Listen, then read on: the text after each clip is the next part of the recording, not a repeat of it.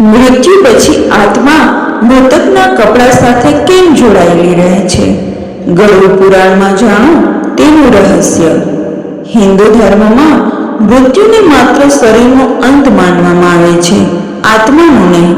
એટલા માટે જ આપણા ધર્મ ગ્રંથોમાં મૃત્યુ પછી કરાતા કર્મો અને નિયમોને વિશેષ મહત્વ આપવામાં આવ્યું છે. તેમાંનો એક મહત્વનો નિયમ છે મૃત વ્યક્તિના કપડાનો ઉપયોગ ન કરવો. આવો જાણીએ તેનું સાચું કારણ.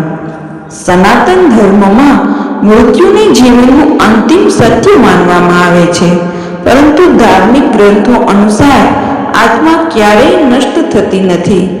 ગરુડ પુરાણમાં મૃત્યુ પછી આત્મા અને તેની સાથે જોડાયેલી અનેક બાબતોનું વિગતવાર વર્ણન કરવામાં આવ્યું છે. તેમાં મૃત વ્યક્તિની વસ્તુઓ, ખાસ કરીને કપડાં અંગે પણ મહત્વપૂર્ણ નિયમો જણાવવામાં આવ્યા છે. માન્યતા છે કે મૃતકના કપડાનો ઉપયોગ કરવાથી વ્યક્તિ પર નકારાત્મક ઉર્જાનો પ્રભાવ પડી શકે છે. જો આ કપડાં પહેરવા અશુભ માનવામાં આવે છે તો પછી આ કપડાનું શું કરવું જોઈએ? આવો જાણીએ. ધાર્મિક માન્યતાઓ અનુસાર માણસનો પોતાના કપડાં અને વ્યક્તિગત વસ્તુઓ સાથે ગાઢ સંબંધ બની જાય છે. વ્યક્તિ લાંબા સમય સુધી જે વસ્તુઓનો ઉપયોગ કરે છે તેમાં તેની લાગણીઓ, આદતો અને ઉર્જા વસતી થઈ જાય છે. એ કારણે મૃત્યુ પછી પણ આ વસ્તુઓને સામાન્ય માનવામાં આવતી નથી. ગરુડ પુરાણ મુજબ મૃત્યુ પછી આત્મા તરત જ સંસારનું મોહ છોડતી નથી. તે થોડો સમય પોતાના પરિવાર, ઘર, પ્રિય વસ્તુઓની આસપાસ રહે છે. આવા સમયમાં જો કોઈ વ્યક્તિ મૃતકના કપડાં પહેરે તો તે આ સૂક્ષ્મ ઉર્જાથી પ્રભાવિત થઈ શકે છે.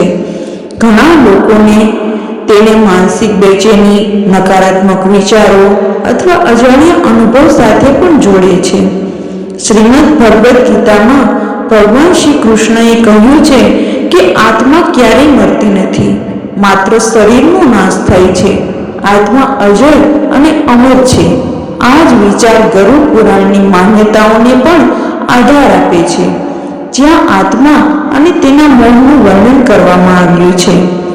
ધાર્મિક દ્રષ્ટિએ માત્ર કપડાં જ નહીં, પરંતુ મૃતકની ઘડિયાળ, પથારી, આભૂષણ અને રોજબરોજ ઉપયોગમાં લેવાતી વ્યક્તિગત વસ્તુઓનો પણ તરત ઉપયોગ કરવો યોગ્ય માનવામાં આવતો નથી.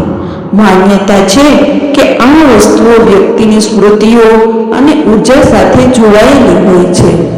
ધર્મશાસ્ત્રોમાં મૃતકના કપડાં દાન કરવાનું સૌથી શુભ માનવામાં આવ્યું છે.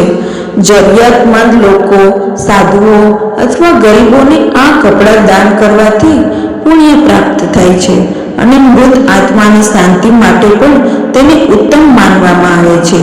જો પરિવાર ભાવાત્મક કારણોસર આ કપડાં સાચવી રાખવા માંગતો હોય તો તેને ગંગાજળથી શુદ્ધ કરીને ધૂપ દીપ બતાવીને પછી સુરક્ષિત રાખવા જોઈએ.